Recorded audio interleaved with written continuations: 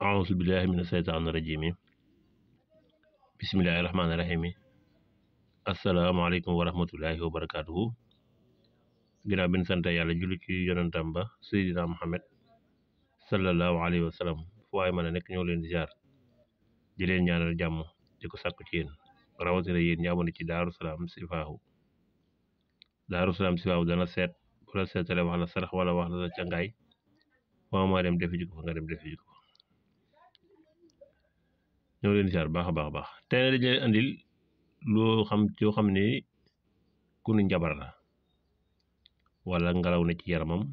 wala liggéey bon nekk ci yaramam daal wala yaramam am jafe-jafe lii nag lu ci baax a baax la te am solo lool.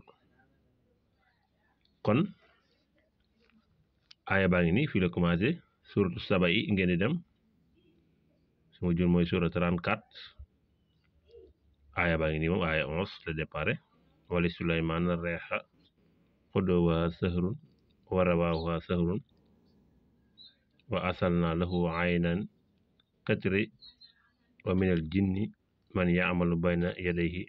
bisni rabbihi wa man yasiq minhu an muy ñaari aaya la amrina nusiquhu min asabin sair yaalamuna lahu ma yasaawu minal mihaaribi wa tamaasila wa jifaanin kal jawaabi dégg nga ko noonu sax mooy ñooy xiram ak ñooy takk ak ñooy fas wa qudrati rawaaji aadama ala daawuda sukran wa qila min ibadi sakur. kon ñaari aaya la da ngay commencé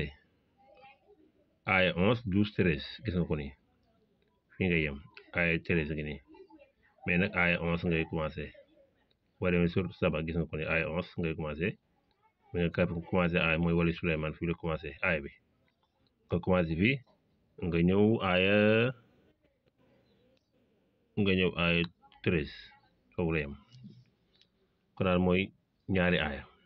wala ñetti aaya moom ngay bind man nga ko bind benn yoon bu la neexee tamit mën nga ko bind ñetti yoon bu la neexee tamit mën nga ko bind juróom-ñaari yoon yi nag baax na lool moom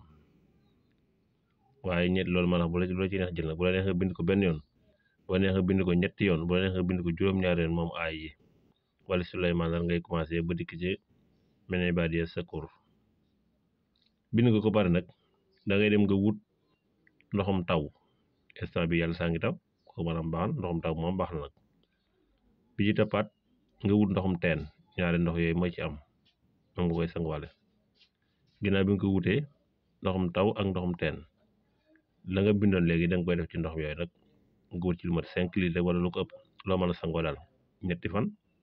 baax na juróom-ñaari fan baax na ci sangaay li. kon bi nga ko bindee pare muy juróom-ñaari wala benn yoon wala ñetti yoon da ngay dem nga wut ndoxam taw ak ndoxam teen moo koy am lañ koy defee xam ñoo xam ne daañu ko doxal ci sax ci nga xam ne maam amul bind da ngay toog wut ndoxam taw ak ndoxam teen nga jàng ko aaya bi juróom-ñaari yoon nga tufli ko ci ndox mi am na ñu koy doxal ci noonu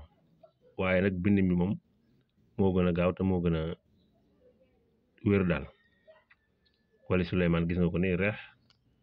wali Suleymaan aaya baa ngi noonu aaya 11 de départ ñëw wàcc ci aaya 13 foofu nga yem donc ko bindee pare nag nga dem nga wut ndoxam teen ak ndoxam taw yàlla si instant bi mi ngi taw nga sangoo ko ñetti fan wala juróom-ñaari fan ci kàttan suñu borom te war a ko def loolu njibar bu ne ci nit wala ngelawu seytaane la ko solo wala lépp loo xam ne ni luy yàq aw yaram la wala luy gàllankoor ci